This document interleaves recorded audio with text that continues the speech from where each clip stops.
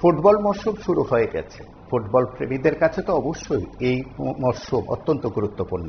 সেদিক থেকে রাজ্যের বনেদি ক্লাব, নাইন বুলেটস ক্লাবও এগিয়ে এসেছে। তারা তাদের আগামীর স্বপ্নকে বাস্তবায়িত করতে প্রথম ডিভিশন ফুটবলের আসরকে সামনে রেখে আজ এই নাইন বুলেটস ক্লাব বার পূজার আয়োজন করেছে।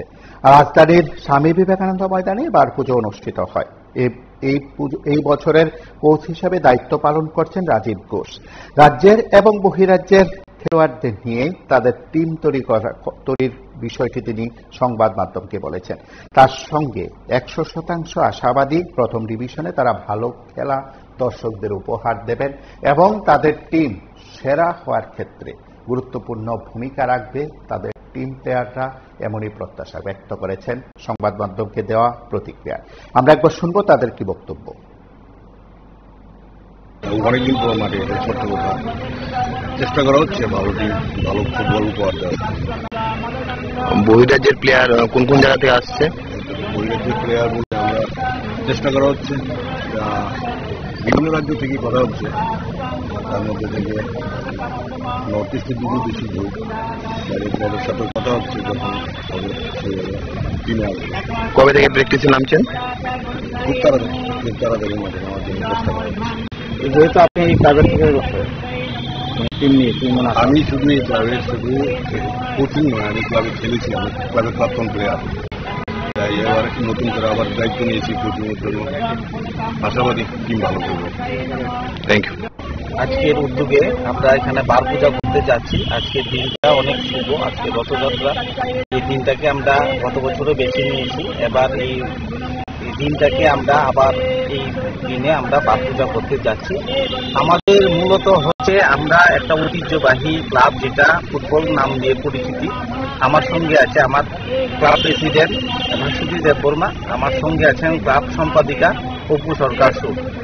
এবার আমরা যে ধরনের দল গঠন করেছি, আমাদের জুনিয়রদের দিক দিয়ে আমরা বিশেষ আকর্ষণ। এবার আমাদের উদ্দেশ্য থাকবে আমরা জুনিয়র দিয়ে এবার টিম করেছি, যেটা মাঠের ভিতরে তাদের ভালো দিকটাই পরিচয় আপনাদের সবার সামনে রাখবেন। আর পাশাপাশি আমাদের একটা উদ্দেশ্য আছে, এটা আমরা এবার স্থির করেছি, যাতে নো ড্রাগস অনলি ফুটবল, সেই দিকে আমাদের লক্ষ্য। এই লক্ষ্যটাকে নিয়ে আমরা এবার মাঠের ভিতরে আমাদের জুনিয়রদের দিয়ে আমরা দল গঠন করেছি। আশা করছি দল খুবই ভালো খেলবে, মানুষকে খুব উপহার দেবে, ভালো ফুটবল উপহার দেবে। এটাই আমাদের উদ্দেশ্য। এই হলো আমাদের এই বছরের পরিকল্পনা। দলের বহিরাজ্যের প্লেয়ার কতজন রয়েছে? বহিরাজ্যের প্লেয়ার আপাতত আমরা মোটামুটি 14 থেকে 15 জনের সঙ্গে কথা করেছি। সবগুলি জুনিয়র লেভেলের প্লেয়ার।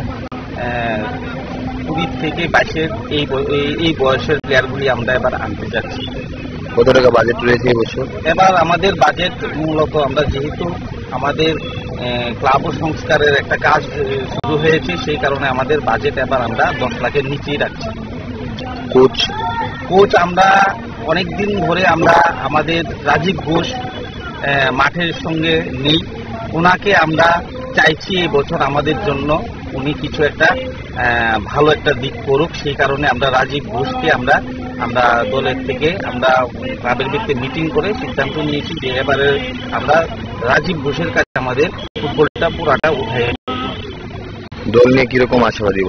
আমি আগেই বললাম যে জুনিয়র দিয়ে প্লেয়ার, আমরা সব জুনিয়র প্লেয়ার দিয়ে আমরা টিম করেছি। সেই কারণে আমরা সব দল তো আশাবাদী, সবাই আশাবাদী থাকে। তারপরও আমরা এই জুনিয়র দিয়ে সব খেলাটা ভালো উপহার দেওয়ার, এটাই আমাদের আশা।